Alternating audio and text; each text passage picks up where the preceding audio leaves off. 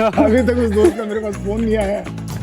मैं बहुत भारी था, लगभग 1 क्विंटल मेरा वजन था। सर ये जो नया लुक है, ये नया लुक रहने वाला है या बस अभी फ़िलहाल टाइम में, क्या उस तरीके से यहाँ पे कोई सेंटर या कोई इस तरह का स्थान डेवलप किया जा सकता है जिससे विद्यार्थियों को मदद मिल सके? देखिए, इस तरह का सेंटर ऑलरेडी कुरुक्षेत्र विश्वविद्यालय में चलता है। बहुत स्वागत है, अभिनंदन है। धन्यवाद अनिल। कहानी शुरू होती है कोशिशों से। जीवन में कोशिश ही होती है जो व्यक्ति को सकारात्मक रखती है, ऊंचाई की ओर ले जाती है। जब भी व्यक्ति परेशान होता है तो आसपास वाले कहते हैं कि कोशिश करते रहिए। बच्चा परेशान होता है, टीचर्स कहते हैं प्रयास मत छोड़िए, माँ बाप भी यही कहते हैं। और इसी का ही एक परिणाम, इसी की ही एक बड़ी मिसाल लेफ्टिनेंट वीरेंद्र पाल सर हैं हमारे बीच है, रजिस्ट्रार हैं। आज कंफर्टेबल हैं आपके साथ बात करते हुए क्योंकि पहले से जुड़े हुए हैं। और सबसे अच्छी बात यह है कि कभी इस तरह का बैठ के पास ये नहीं लगा कि हम किसी बड़े पद के व्यक्ति के पास बैठे हैं। आपने हमेशा बच्चों की तरह, विद्यार्थी की तरह ट्रीट किया है। सबसे पहले सर आपका बहुत बहुत स्वागत है, अभिनंदन है। धन्यवाद अनिल। कहाँ से शुरू होती है ये कहानी? एक पहला आपका परिचय जानना चाहूँगा, कहाँ से आप संबंध रखते हैं, प्लीज़ सर। मैं मूलतः अम्बाला में एक छोटा सा गांव है नगला जट्टान, वहाँ से बिलोंग करता हूँ। वहीं मेरा जन्म हुआ और वहाँ से बाद में जो मेरी पढ़ाई लिखाई हुई वो सारी कुरुक्षेत्र से हुई। कुरुक्षेत्र में पहले मैं डॉल्फिन पब्लिक स्कूल हुआ करता था, वहाँ से पढ़ा। उसके बाद गीता निकेतन आवासीय विद्यालय से मेरी पढ़ाई हुई 12वीं तक। उसके बाद मैंने BA English honours Kurukshetra university से की। उसके बाद MA, MPhil और PhD मेरी सारी पढ़ाई जो है कुरुक्षेत्र यूनिवर्सिटी से है। उसके बाद मैंने इवनिंग क्लासेस से लॉ भी, विधि संकाय से की।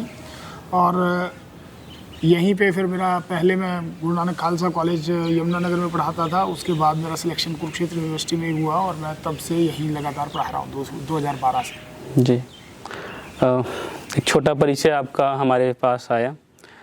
सर सबसे पहला जो नॉर्मली जब हमने आपके साथ एक इस तरह की बातचीत रिकॉर्ड कर सकते हैं, आपने कहा बिल्कुल जब मर्जी आ सकते हैं। और उसके बाद हमने कुछ क्वेश्चंस लोगों से पूछे तो कई लोगों ने पर्सनली मैसेज किया कि एक बार सर से ये पूछना कि उन्हें महसूस कैसे हो रहा है। महसूस तो बस जिम्मेदारी बढ़ी है। तो पहले जो है पढ़ाने लिखाने का काम ज़्यादा था, एडमिनिस्ट्रेशन काम मैं कोई अजनबी नहीं हूँ एडमिनिस्ट्रेटिव काम से, क्योंकि मेरे पास कुरुक्षेत्र विश्वविद्यालय का गेस्ट हाउस भी 7 सालों से मैं उसका टीचर इंचार्ज था। तो इसलिए कोई नई बात, कोई नयापन नहीं है। मैं पहले से इन सारे कामों का अभ्यस्त हूँ। हमारे पास वक्त है सर, हम आराम से सारी चीज़ों को डिस्कस करते चलते हैं। NCC का एक बहुत अच्छा आज कुरुक्षेत्र विश्वविद्यालय में नाम है, कैडेट्स आपके दिखते हैं। और जब बच्चों को पता चला तो मैं पीछे फ़ोटोज़ आई कि बच्चों ने अपनी तरीके से तैयारी की आपके स्वागत करने के लिए। बच्चों से जब मैं बात की, मैंने 2-4 आपके जो कैडेट्स हैं, तो उन्होंने मुझे जवाब दिया कि मैंने कहा आपके सर तो बहुत अच्छे हैं। कहते जितने अच्छे हैं अगर आपने कुछ गड़बड़ किया तो उतने टाइट भी हैं। तो स्टूडेंट्स का किस तरह से, NCC के कैडेट्स से मैं संबंधित क्वेश्चन पूछना चाह रहा हूँ कि कब इनसे जुड़ना हुआ विद्यार्थियों से, प्लीज़ इस बारे में रिप्लाई दें सर। मेरा जो NCC से जुड़ाव काफ़ी पहले से है। मुझे लगता है मैं 2017 में NCC का चार्ज मेरे पास आया और 2021 में मैं फिर OTA कामठी से ट्रेनिंग करके आया और वहीं पे मुझे लेफ्टिनेंट का जो है दायित्व मिला, पदभार मिला। तो उसके बाद मैं NCC से लगातार जुड़ा ही हुआ हूँ। हाँ, आपकी बात बिल्कुल सही है कि भाई बच्चों के साथ मुझे, क्योंकि NCC का मोटो है यूनिटी एंड डिसिप्लिन। अगर कोई कैडेट डिसिप्लिन में नहीं रहेगा तो थोड़ा सा सख्त जो है होना पड़ता है ताकि सब लोग डिसिप्लिन में रहें। क्योंकि NCC और फौज, NCC एक फौज का एक मिनिएचर रूप है, एक छोटा रूप है। तो जैसा डिसिप्लिन फौज में हम लोग सोचते हैं कि भाई फौजी ऐसे डिसिप्लिन होते हैं, वैसा ही डिसिप्लिन हम लोग जो है NCC में भी रखते हैं। और इसी का परिणाम है कि हमारी NCC जो है वो बेस्ट परफॉर्मिंग यूनिट है। Right sir. बचपन में सबसे पूछा जाता है जब हम छोटे होते हैं कि क्या बनना चाहोगे, तो शुरू में सबका जवाब यही होता है कि टीचर बनना है, पुलिस में जाना है, डॉक्टर बनना है। तो कभी माँ बाप ने, आस पड़ोस में लोगों ने पूछा हो कि क्या बनना है, क्या रहता था उस समय? मैं फौजी अफसर बनना चाहता था। मेरी आकांक्षा यही थी कि मैं फ़ौज में अफसर बनूं, लेकिन दुर्भाग्यवश नहीं लग पाया, क्योंकि जो है मेरे नॉक नीज थे, तो इसलिए मेडिकल में मुझे बाहर होना पड़ा। तो नहीं तो एनडीए का और सीडीएस का मैंने बहुत बार एग्ज़ाम क्लियर किया है, उसमें कोई समस्या नहीं थी, लेकिन हर बार मेडिकल की वजह से रह जाता था, और उस समय शायद जानकारी का अभाव था, इसीलिए मैंने नेवी और एयरफोर्स के लिए ट्राई नहीं किया। अगर नेवी या एयरफोर्स के लिए ट्राई किया होता तो शायद मैं वहाँ चला गया होता, क्योंकि वहाँ पे नॉक नीज वाली समस्या नहीं है। दुर्भाग्य नहीं, ये तो विद्यार्थियों के लिए सौभाग्य की भी बात है कि आपने कितने सारे, मैं पढ़ रहा था कि हमारी जो दिल्ली में परेड होती है वहाँ पे भी कैडेट्स होके आए हैं, और जो अभी डिस्कस भी हुआ था एक लेफ्टिनेंट बनने के लगभग उस पे हैं। तो इस तरह के विद्यार्थी हैं आपकी गाइडेंस में, तो आपने बहुत सारे ऐसे विद्यार्थियों को निकाला है, और जो आपका सपना था शायद उसी रूप में साकार भी हो रहा है आगे। सर, थोड़ा सा मैं आपका बैकग्राउंड जानना चाहूँगा, आपकी जो आपने भी बता ही दिया स्कूलिंग वगैरह, लेकिन फिर भी क्योंकि आपका जो इंटरव्यू है, आपकी बातचीत है, बहुत सारे विद्यार्थियों को निश्चित रूप से मोटिवेट भी करेगी, आपके जीवन के बारे में पता चलेगा और उन्हें कुछ नया सीखने के लिए आपसे अवसर मिलेगा। तो मैं थोड़ा आपका जो जीवन रहा किस तरह का रहा, क्या क्या चीज़ें आपने, इस पे थोड़ा प्रकाश चाहूँगा। मैं बस एक छोटे स्थान पे रहने वाला बच्चा होता है वैसा मैंने जीवन जिया।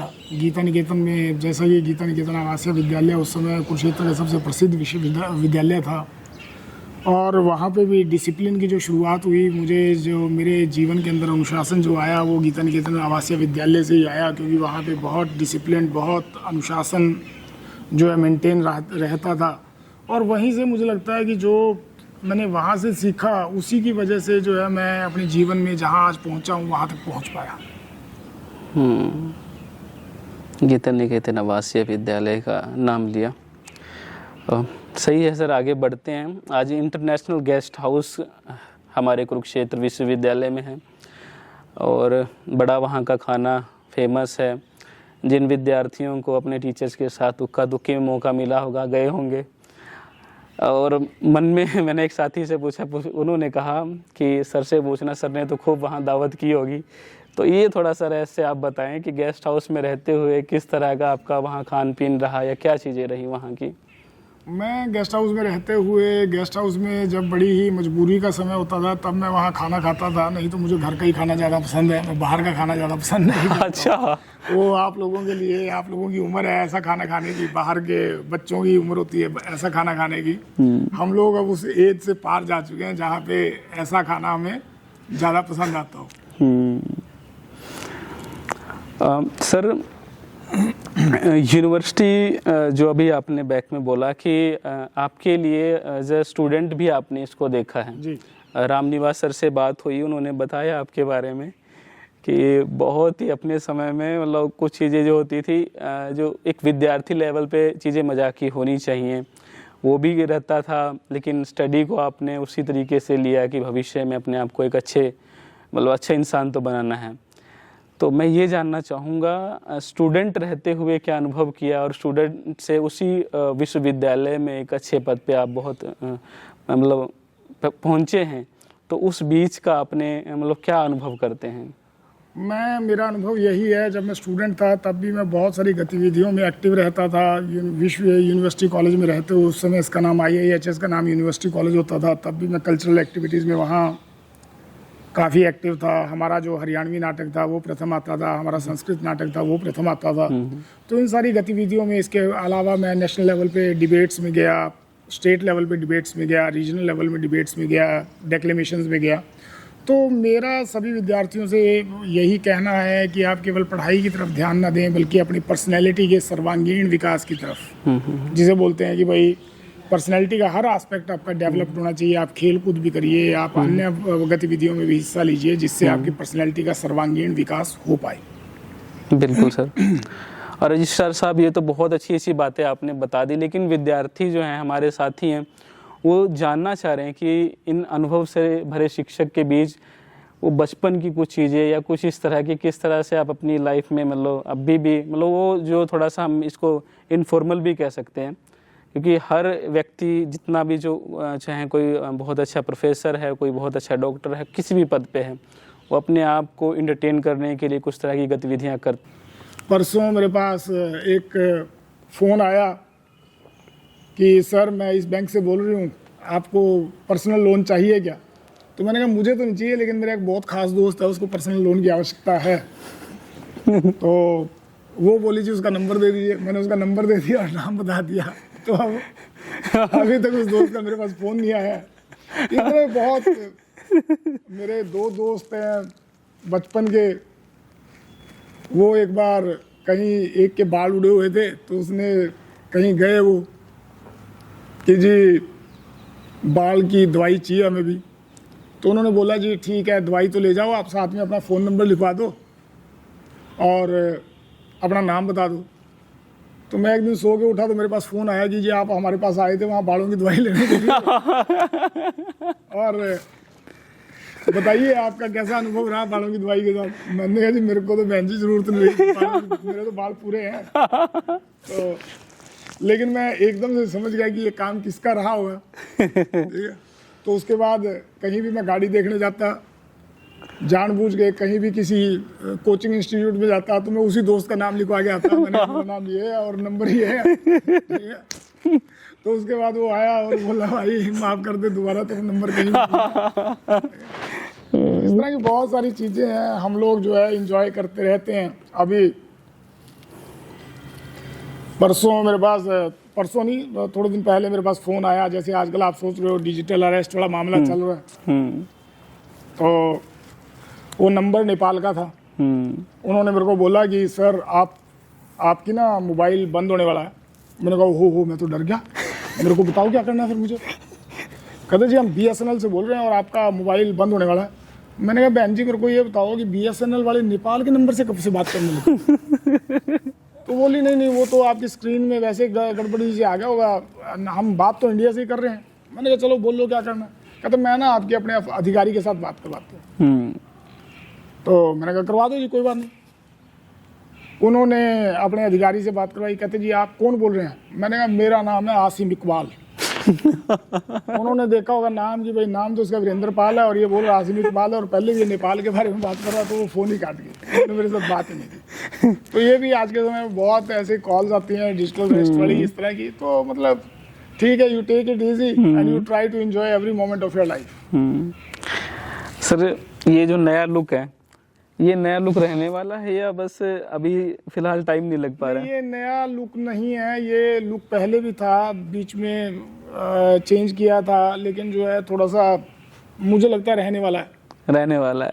रजिस्ट्रार साहब का नया लुक रहने वाला है। अब तुम लोग देखो तीनों के तीनों दाढ़ी रख के बैठे हो, तो मुझे भी इस बात का अधिकार होना चाहिए। नहीं, पूरा अधिकार है सर, हम इस चीज़ को बिल्कुल नहीं कह रहे। और सर एक फ़ोटो देखी आपकी, कोई हट्टा कट्टा मोटा सा इंसान था, फिट भी कह सकते हैं, लेकिन अगर आपके साथ कंपेयर करें तो सामने वाला देख के मना ही कर देगा। वो फ़ोटो आपकी ही थी। वो किस वर्ष की फ़ोटो है और उसके बाद आपने इतना कैसे वेट लूज हो सकता है कि प्लीज़ उसको उस रहस्य को थोड़ा सा खोलें। वो आज से 15 साल पुरानी फ़ोटो रही होगी जो आपने देखी होगी। उस समय में बहुत भारी था, लगभग 1 क्विंटल मेरा वज़न था।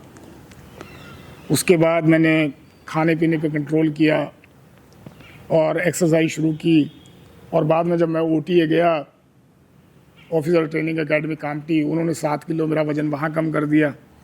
उसके बाद मैंने उस वज़न को मेंटेन रखा है। मेंटेन कैसे रखा? मैं हर रोज़ शाम को ग्राउंड जाता था।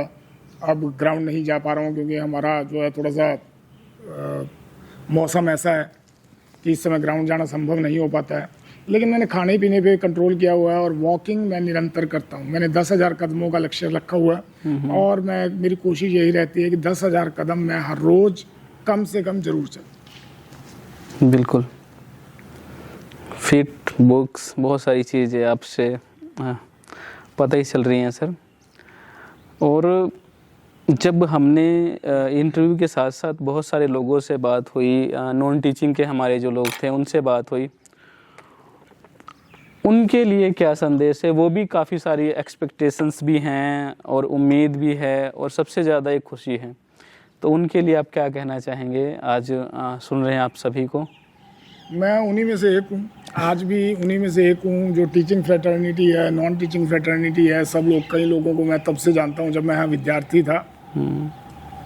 तो जो भी संभव प्रयास हैं, हमारे कुलपति जी बहुत पॉजिटिव व्यक्ति हैं, बहुत जिसे बोलते हैं कि हर बात को बड़े पॉजिटिवली लेते हैं। बिल्कुल सर। तो मुझे लगता नहीं है कोई भी समस्या बाकी है। बहुत सारी ऐसी चीज़ें थी जो माननीय कुलपति जी ने ऑलरेडी जो है सारा कुछ वो लागू कर दिया है। जो पहले कई सालों से कुछ लोग संघर्ष कर रहे थे, बहुत सारे लोग संघर्ष कर रहे थे, वो माननीय कुलपति जी पहले ही लागू कर चुके हैं। तो विश्वविद्यालय में बहुत ही पॉजिटिव माहौल है। माननीय कुलपति जी की अगुवाई में विश्वविद्यालय A++ भी लेके आया है, तो बहुत ही पॉजिटिव माहौल है। तो मुझे लगता है कि हम सब लोगों को विश्वविद्यालय की बेहतरी के लिए और काम करना चाहिए, और जो हमारा A++ ग्रेड है वो आगे भी मेंटेन रहे, इस तरह से हम काम करें सब। बिल्कुल, और बिल्कुल ये विश्वविद्यालय हम सबका अपना है। तो इसके लिए आप सभी को, जो इससे जुड़े हुए लोग हैं, उन लोगों को बहुत बहुत बधाई। थोड़ी सी और चीज़ें जानना चाहूँगा सर मैं। जब विद्यार्थियों से हमने बात की, अभी नॉन टीचिंग की बात की, तो कई लोगों ने अलग अलग तरीके से अपनी बात रखनी चाहिए। कुछ विद्यार्थियों ने क्वेश्चन किया है जिसमें कहा है कि UGC नेट जैसे जो हमारे कॉम्पिटिटिव एग्ज़ाम्स हैं PhD के एडमिशन्स के तौर पे, तो क्या उस तरीके से यहाँ पे कोई सेंटर या कोई इस तरह का स्थान डेवलप किया जा सकता है जिससे विद्यार्थियों को मदद मिल सके? देखिए, इस तरह का सेंटर ऑलरेडी कुरुक्षेत्र विश्वविद्यालय में चलता है। महात्मा गांधी के नाम से जो हमारी ITTR की बिल्डिंग है, उसमें वो एक सेंटर चलता है। और मुझे इस बात का इसलिए पता है क्योंकि जो नेट का पहला पेपर होता है उसकी तैयारी के लिए मैंने स्वयं उस सेंटर के लिए क्लासेस ली हैं। तो ये शायद सूचना का अभाव है आप सब लोगों में। बच्चों को इस बात का पता लगना चाहिए कि इस तरह का centre already Mahatma Gandhi institute में चल रहा है, और अगर उसके बाद भी कोई समस्या आती है तो वो विश्वविद्यालय प्रशासन से बात कर सकते हैं। अगर कोई किसी तरह की कोई विशेष क्लास वो चाहते हैं तो विश्वविद्यालय प्रशासन वो भी उनके लिए शुरू कर सकता है। बहुत सारी चीज़ें सर आपने बताई, और कुलपति सर का बहुत बहुत धन्यवाद कि वो इस तरह से विश्वविद्यालय को ऊपर ले जाने में तमाम चीज़ों को, क्योंकि उनके देख रेख में ही आज हमारा विश्वविद्यालय इस ग्रेड से परिपूर्ण हुआ है, तो उनका ही बार बार हम आभार करेंगे। सर, आप अभी रजिस्ट्रार बने हैं, आपकी भी अपनी कुछ मन में कुछ प्लानिंग्स या क्या अपने ही इस परिवार के लिए, विश्वविद्यालय के लिए क्या सोच? जो मैं ये मानता हूँ कि मैं तो केवल वही काम करने हैं जो विश्वविद्यालय को आगे लेके जाने में हमारे लिए लाभदायक सिद्ध होंगे। बाकी मैं आप लोगों को बता चुका हूँ कि हमारे कुलपति महोदय जो है वो बहुत पॉजिटिव भी हैं, और साथ साथ वो बड़ी समझ रखते हैं इन सारे विषयों की। और शायद इसी समझ का परिणाम है कि कुरुक्षेत्र विश्वविद्यालय पूरे भारतवर्ष में पहला विश्वविद्यालय है जिसने NEP जो है पूर्ण रूप से लागू की है। मैं अभी भी NEP को समझने के लिए कोशिश कर रहा हूँ, प्रयास कर रहा हूँ, लेकिन हमारे कुलपति जी को NEP के एक एक चीज़ के बारे में पता है। तो इसलिए मेरा काम जो है इसमें बहुत कम रह जाता है। कुलपति जी हमारे जो है पूरे अच्छी तरह से कुलपति जी जो है लीड कर रहे हैं विश्वविद्यालय को, तो मेरा काम है उनको सपोर्ट करना।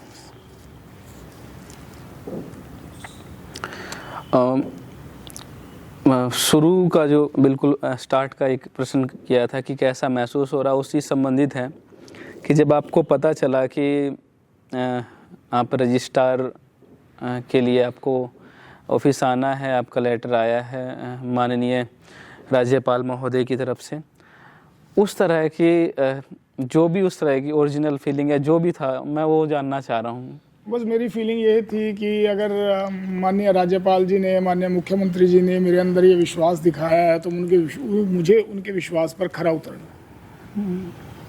सबसे पहली फीलिंग ये थी।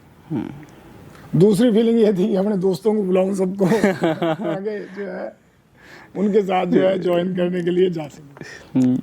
काफ़ी लोग आ रहे हैं, मतलब अभी मुझे लग रहा है 20 दिन के करीब हो गए हैं, और बहुत खुश हैं लोग, मतलब आ रहे हैं, ऐसा लग रहा है कि जैसे कोई सब लोगों का मेरे प्रति प्यार है, और मैं उनका बहुत बहुत आभारी हूँ कि उन सब लोगों ने मुझे इतना स्नेह दिया, मुझे इतना सम्मान दिया।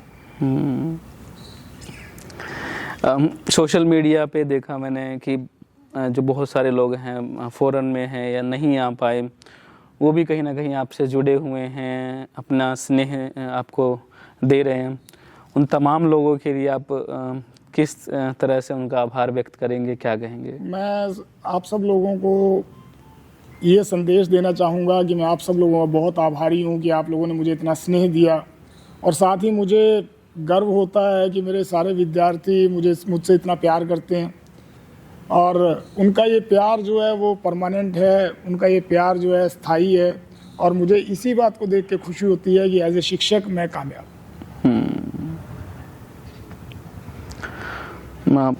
प्रश्न तो बहुत सारे थे, लेकिन ये है कि समय की भी अपनी सर सीमा है।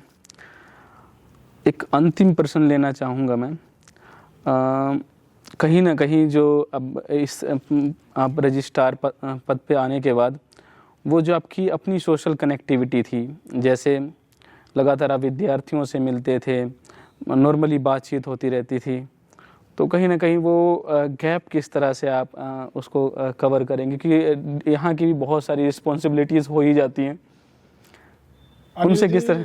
मैंने शनिवार और इतवार का दिन इसीलिए रखा है ताकि वो गैप क्रिएट ना हो। साथ ही साथ जो है बच्चों से लगातार मिलता रहूं, साथ ही साथ बच्चों के लिए मेरी अवेलेबिलिटी हमेशा रहे। तो मुझे नहीं लगता कि मैं अपने बच्चों से दूर रहूंगा। मेरे बच्चे जो है मुझसे लगातार आगे मिलते रहते हैं अभी भी, और बातचीत हमारी होती रहती है, उनके फ़ोन भी आते रहते हैं। बाकी मैं कोशिश करूंगा कि अधिक से अधिक उनके साथ जुड़ पाऊँ, अधिक से अधिक उनके साथ उनकी कोई समस्या है उनको समझ पाऊँ। और जो मेरे एनसीसी के कैडेट्स हैं वो आज भी मेरे साथ जुड़े हुए हैं वैसे के वैसे। मैं अभी भी, क्योंकि एनसीसी की जो परेड का समय होता है वो सुबह 5 बजे के आसपास हम लोग रखते हैं, तो सुबह 5 बजे के आसपास मैं फ्री होता हूँ, मैं खाली होता हूँ। तो मैं यही सोचता हूँ कि मैं उनकी परेड्स में पहले की तरह, जैसे पहले जाता था वैसे ही अब भी जा पाऊँगा। बात करते हुए एक चीज़ और निकल के आई कि आपने कहा मैं वैसे ही जुड़ा रहूँगा, और उसका एक पता नहीं वो बात उस एक मिथ है या जो भी है, कि जो सुनने में आया है कि आपने यहाँ पे जो एज ए रजिस्ट्रार के लिए जो गनमैन अपॉइंट होते हैं उनको भी लेने से मना कर दिया, या कुछ भी आपका क्या इस तरह का क्या सर विचार रहा? या नहीं, वो मुझे इस बात के लिए मुझे ये ऐसा लगा कि मैं आज तक यहीं का विद्यार्थी रहा हूँ, और कुरुक्षेत्र विश्वविद्यालय बहुत ही सेफ विश्वविद्यालय है, यहाँ किसी भी तरह की समस्या नहीं है। हमारी सिक्योरिटी जो है वो बहुत अच्छे से काम करती है। और मैं जब यहाँ विश्वविद्यालय में, इस विश्वविद्यालय में स्टूडेंट था, जब इस विश्वविद्यालय में टीचर था, मुझे तब भी इस तरह की कोई चीज़ ऐसी महसूस नहीं हुई। मैं बच्चों से हमेशा जुड़ा रहा हूँ, तो मुझे लगता है बड़ा सेफ़ है, तो इसलिए नहीं लिया मैंने। हाँ बिल्कुल सर, मैं आभार व्यक्त करूंगा आपका बहुत बहुत, और साथ में अपने विभाग का जनसंचार एवं मीडिया प्रौद्योगिकी संस्थान कि जिन्होंने इतने सारे अवसर दिए हमें कि हम इस विश्वविद्यालय से सीख कर और प्रैक्टिकल इतनी सारी चीज़ें कर पाएँ। और धन्यवाद। और मैं भी इस बात को अप्रिशिएट करना चाहूँगा कि हमारा मास कम्युनिकेशन विभाग बहुत अच्छा काम कर रहा है, बहुत अच्छे से बच्चों को ट्रेन कर रहा है। जो आपका सेटअप ये देख रहा हूँ मैं, जिस ढंग से आप मेरी इंटरव्यू ले रहे हैं, तो मुझे इस बात पर बड़ी खुशी हो रही है कि हमारा क्या बोलते हैं आप उसे, media and mass communication department जो है वो अब हमारे स्टूडेंट्स को वो अच्छे से प्रोफेशनली इस ढंग से ट्रेन कर रहा है कि आप लोग जो है जब बाहर मार्केट में जाओगे जॉब करने के लिए, तो आप बड़े अच्छे से सर्वाइव कर पाओगे, and not only survive, you will also thrive. बिल्कुल सर। तो congratulations to media and mass communication department of Kurukshetra University, Kurukshetra, Anil. Thank you so much. On behalf of you, please convey my thanks to all the department teachers as well as all the people who are responsible for training you people. Thank you so much sir. धन्यवाद। Thank you.